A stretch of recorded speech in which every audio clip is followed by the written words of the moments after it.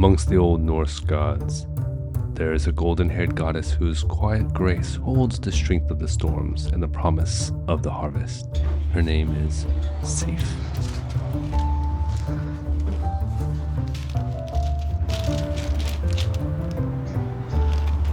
Hey. Welcome to Inktology. Yeah, weird way to intro the video, I know.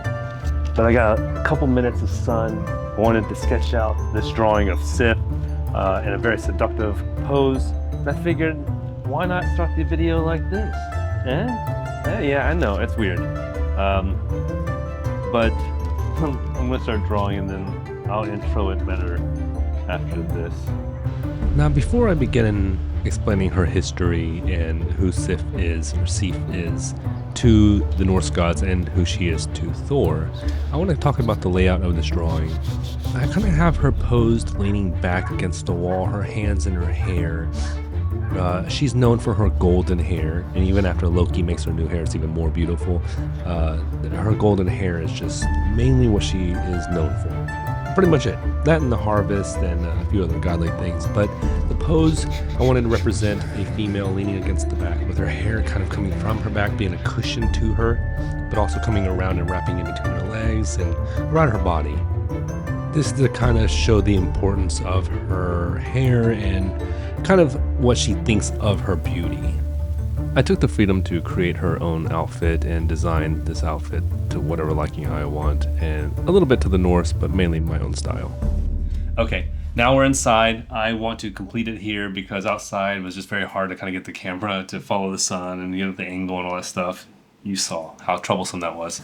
But so far, this is what I have of her. This is Sif, Thor's wife. Obviously, most of the image is going to be her hair and open space to that. I'm going to detail a lot of her outfit and everything. But I'm working with the pencil as before, still. Number 2B, I think it is. Or it doesn't say, so I don't know, but it feels like a 2B. It's a Blackwing. And then, of course, my mechanical 2H for sketching, which I did pretty much most of it. So now it's just detailing when we're usually working with this and sharpening that. Yeah, so let's get started. Let's get drawing and see what we can do. The Poetic Edda hints at her stature in a single quiet line, calling her the fair-haired wife of Thor. But her story is far deeper. Her golden hair once shone like summer wheat. Her children were warriors and winter gods. And one infamous night, her beauty sparked the forging of the great treasures of the Norse myth. Now, Sif is an Aesir goddess, one of the central divine families in the Norse beliefs. Though not as frequently mentioned as Odin or Freya, she appears across the literature as a figure of dignity, marriage, and earthly fertility. Snorri Sturluson in the Prose Edda described her simply as Sif, the wife of Thor, and she is known for her beautiful hair. Wow, very epic. And just to let you know, we're not talking about the Sif that is mentioned in the Thor movies, Marvel films. She was much cooler than I think the goddess is actually really portrayed. But either way, she does have some really cool traits in her lore. Snorri Sturluson in the Prose Edda described her simply as Sif, the wife of Thor, and she is known for her beautiful hair. Yeah, that pretty much wraps it up. Thank you for watching, and see you next time.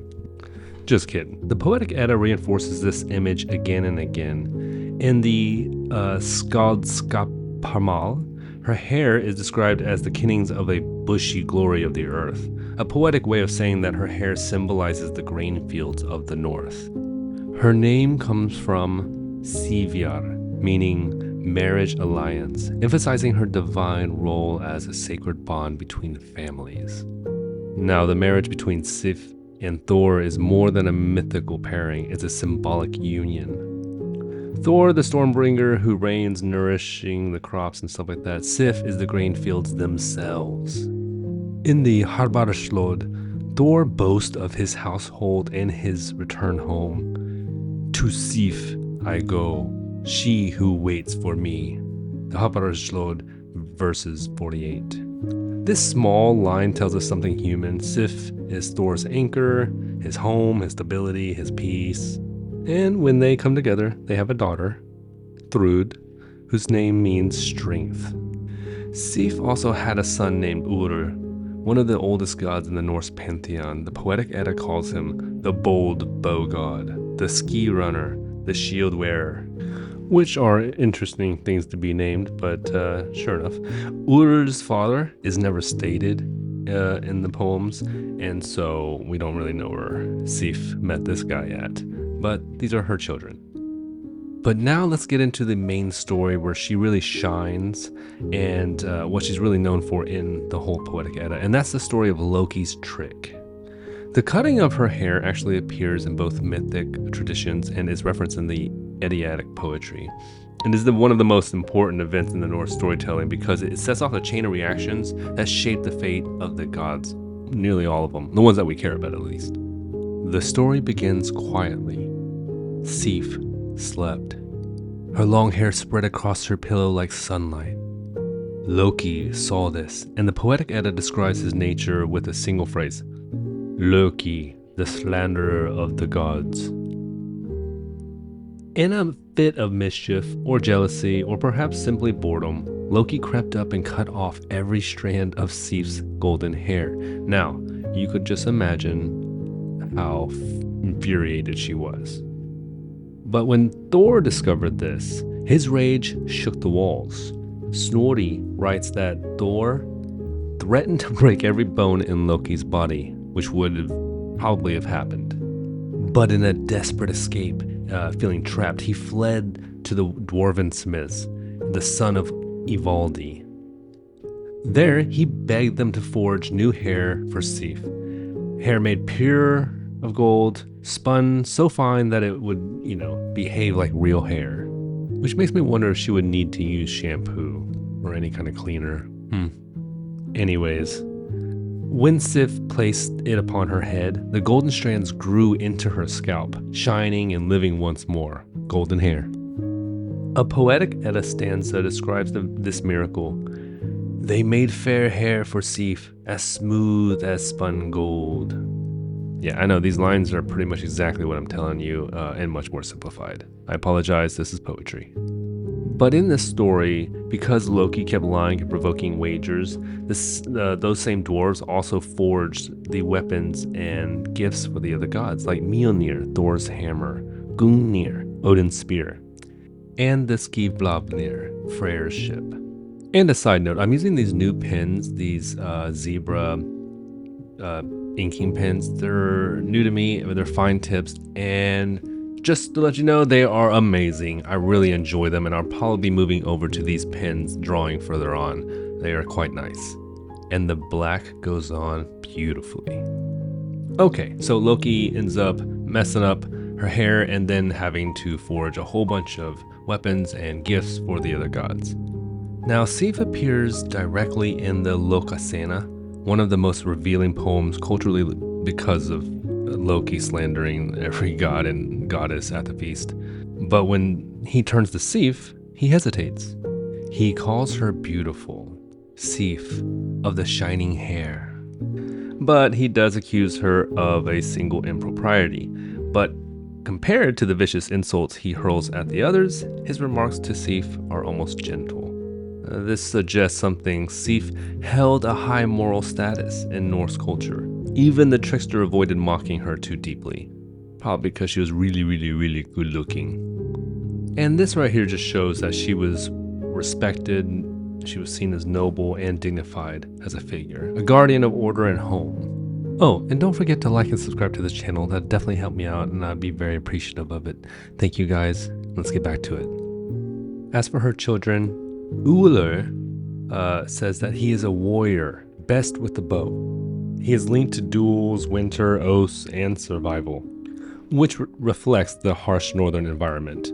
Kind of reminds me of like a Bear Grylls character or a Steve Irwin. Maybe more tougher. I don't know.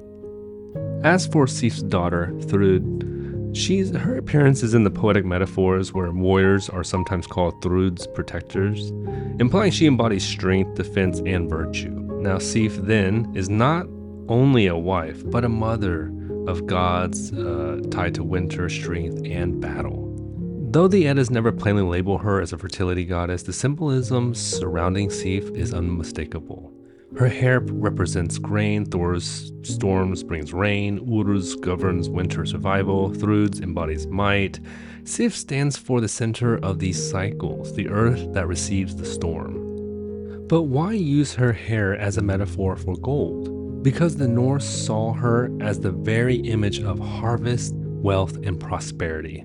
That's pretty golden. Her personality isn't really presented really well, but there are a few hints. No one mocks her appearance, no one doubts her dignity, and she is calm, quiet, and unshaken. Even Loki, the master of insults, calls her bright Sif, the blameless. Sif may not have many surviving stories as other goddesses, but her presence is essential. Her hair is the fields that fed the people. Her marriage symbolizes the union of storm and earth. Her children are strength and survival made divine. And in the verses of the ancient poets, she remains Sif of the golden hair, fair among women. She is a quiet goddess, a powerful symbol, a reminder that not all strength comes from thunder. She shines like sunlight on fields of grain. And her name is Sif. And this is Inktology. If you're creative, go create.